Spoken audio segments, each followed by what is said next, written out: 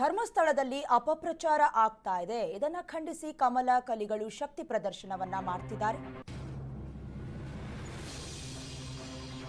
ಧರ್ಮಸ್ಥಳದಲ್ಲಿ ಕಮಲ ಕಲಿಗಳ ಶಕ್ತಿ ಪ್ರದರ್ಶನ ನಡೀತಾ ಇದೆ. ದೇಗುಲದ ಆವರಣದಲ್ಲಿ ಬಿಜೆಪಿ ಸಮಾವೇಶವನ್ನ ನಡೆಸ್ತಾ ಇರೋದು. ಶ್ರೀ ಕ್ಷೇತ್ರದ ಬಗ್ಗೆ ಅಪಪ್ರಚಾರವನ್ನ ಖಂಡಿಸಿ ಕಿಡಿಕಾರ್ತಾ ಇದ್ದಾರೆ. ಎಸ್ಐಟಿ ತನಿಖೆ, ಸರ್ಕಾರದ ವಿರುದ್ಧ ಆಕ್ರೋಶ ವ್ಯಕ್ತವಾಗ್ತಾ ಇದೆ. ಕೈಪಡೆ ನಾಯಕರ ವಿರುದ್ಧವೂ ಬಿಜೆಪಿಗರು ಕೆಂಡ ಕಾರ್ತಾ ಇದ್ದಾರೆ. ಈಗಾಗಲೇ ಧರ್ಮಸ್ಥಳ ಕ್ಷೇತ್ರದಲ್ಲಿ ಅಪಪ್ರಚಾರ ಆಗ್ತಾ ಇದೆ ಅನ್ನೋದನ್ನ ಖಂಡಿಸಿ ಈ ಹಿಂದೆಯಿಂದಲೂ ಕೂಡ ಬಿಜೆಪಿಯ ಕೆಲ ನಾಯಕರು ಆಕ್ರೋಶವನ್ನ ಹೊರಹಾಕ್ತಿದ್ದಾರೆ. ದೇಗುಲದ ಆವರಣದಲ್ಲಿ ಬಿಜೆಪಿ ಸಮಾವೇಶವನ್ನ ನಡೆಸ್ತಾ ಇದೆ. ಶ್ರೀ ಕ್ಷೇತ್ರದ ಬಗ್ಗೆ ಅಪಪ್ರಚಾರವನ್ನ ಖಂಡಿಸಿ ಕಿಡಿಕಾರ್ತಾ ಇರುವುದು.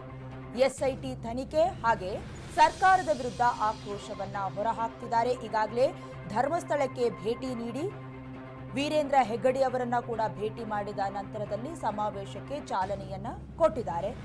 ಧರ್ಮಸ್ಥಳದಲ್ಲಿ ಕಮಲ ಕಲಿಗಳು ಶಕ್ತಿ ಪ್ರದರ್ಶನವನ್ನ ಇದೇ ಮೊದಲ ಬಾರಿಗೆ ಮಾಡ್ತಾ ಇರೋದು ಕೂಡ ಅಲ್ಲ.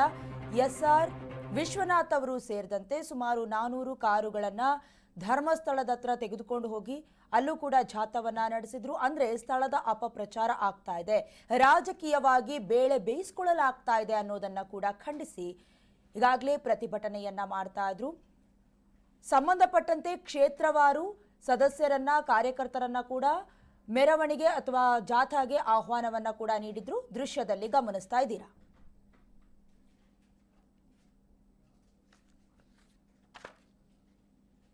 ಬಿಜೆಪಿ ನಾಯಕರು ಕೈಪಡೆ ನಾಯಕರ ವಿರುದ್ಧ ಕೆಂಡ ಕಾರ್ತಾ ಇದ್ದಾರೆ. ಇದರ ಸಂಬಂಧ ಮಾತನಾಡಿದ್ದಾರೆ ಪ್ರಹ್ಲಾದ್ ಜೋಶಿ, ವಿಜಯೇಂದ್ರ ಹಾಗೆ ಅಶೋಕ್ ಮಾತನಾಡಿರೋದನ್ನ ಒಮ್ಮೆ ಕೇಳ್ಕೊಂಡು ಬರೋಣ.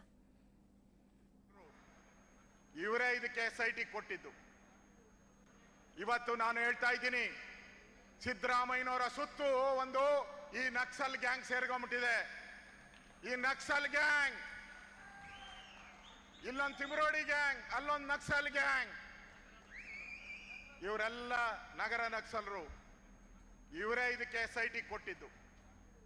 ಎಸ್ಐಟಿ ಕೊಟ್ರಿ, ನಾವು ಸ್ವಾಗತ ಮಾಡಿದ್ರಿ, ಇಲ್ಲ ಅಂತ ಹೇಳಲ್ಲ. ನಾನು ಈಗಾಗಲೇ ಹೇಳಿದ್ದೀನಿ, ಎಸ್ಐಟಿ ಮೀನುಗಳು ಹಿಡಿತಾ ಇದೆ, ತಿಮಿಂಗಲ ಬೇಕು ನಮಗೆ ಅಂತ. ನಾನೊಂದು ಮಾತನ್ನ ಹೇಳ್ತೀನಿ ಕಾಂಗ್ರೆಸ್ ಸರ್ಕಾರಕ್ಕೆ. ಆಯ್ತಣ್ಣ, ಧರ್ಮಸ್ಥಳದಲ್ಲಿ ಸಾವಿರಾರು ರೇಪ್ ಔಟ್ ಇದೆ. ಏನು ಯಾವ ಲೋಕದಲ್ಲಿ ಇದ್ದೀರಿ? ನಾವು ಯಾವ ಲೋಕದಲ್ಲಿ ಇದ್ದೀರಿ? ಸಾವಿರಾರು ರೇಪು, ಸಾವಿರಾರು ಹೆಣಗಳು ಊತಿದ್ದಾರೆ ಅಂತ ಹೇಳಿ ಇಲ್ಲಿ ಬುರುಡೆಯನ್ನು ಹುಡುಕಿದಾರಲ್ಲ. ಧರ್ಮಸ್ಥಳದಲ್ಲಿ ಬಂದು ಬುರುಡೆ ಹುಡುಕಿದ್ರಿ.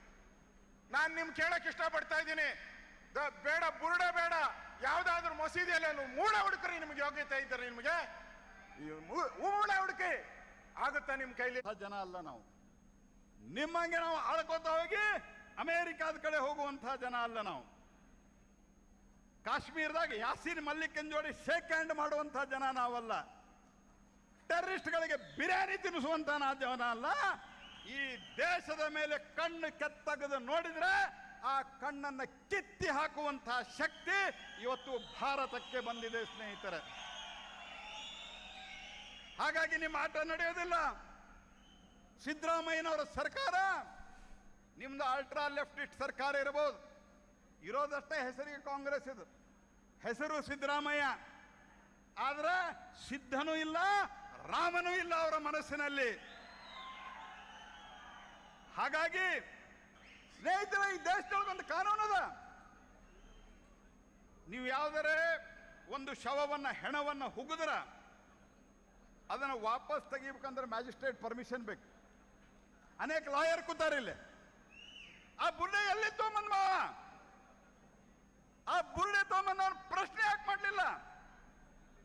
ಸ್ಥಳೀಯ ಪೊಲೀಸ್ ಹೇಳಿದ್ರು ಅವನ ಮೊದಲು ಎನ್ಕ್ವೈರಿ ಮಾಡ್ಬೇಕಂತ.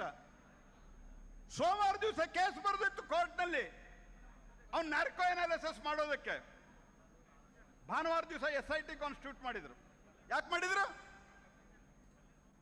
ಕಳೆದ ಒಂದು ತಿಂಗಳಿಂದ ದಿನನಿತ್ಯ ಅಪಪ್ರಚಾರ ನಡೀತಾ ಇದೆ, ದಿನನಿತ್ಯ ಅಪಪ್ರಚಾರ ನಡೀತಾ ಇದೆ. ನಾವು ಕೂಡ ಕಳೆದ ಒಂದು ತಿಂಗಳಿಂದ ಬಹಳ ತಾಳ್ಮೆಯಿಂದ ಎಲ್ಲವನ್ನೂ ಕೂಡ ನಾವು ನೋಡ್ತಾ ಇದ್ವಿ. ಏನ್ ಹೇಳಿದ್ರು ನಮ್ಗೆ? ಭಾರತೀಯ ಜನತಾ ಪಾರ್ಟಿ SIT ಘೋಷಣೆ ಮಾಡಿದಾಗ ನಾವು ಅದನ್ನ ಸ್ವಾಗತ ಮಾಡಿದ್ವಿ. ಹೌದು ಸ್ವಾಮಿ ಸಿದ್ದರಾಮಯ್ಯನವರೇ, ನೀವು SIT ಘೋಷಣೆ ಮಾಡಿದಾಗ ನಾವು ಸ್ವಾಗತ ಮಾಡಿದ್ವಿ. ನಾವು ನಿರೀಕ್ಷೆ ಮಾಡಿದ್ವಿ. ರಾಜ್ಯ ಸರ್ಕಾರ ಇವತ್ತು ಪ್ರಾಮಾಣಿಕತೆಯಿಂದ ನಡೆದುಕೊಳ್ತಾ ಇದೆ. ಧರ್ಮಸ್ಥಳದ ವಿಚಾರದಲ್ಲಿ ಅಪಪ್ರಚಾರ ನಡೀತಾ ಇರಬೇಕಾದ್ರೆ ಅಪಪ್ರಚಾರನ ತಡಿತಕ್ಕಂಥ ಕೆಲಸವನ್ನ ರಾಜ್ಯ ಸರ್ಕಾರ ಮಾಡ್ತದೆ ಅಂತೇಳಿ ನಾವು ಕೂಡ ತಾಳ್ಮೆಯಿಂದ ಕಾಯ್ತಾ ಇದ್ವಿ.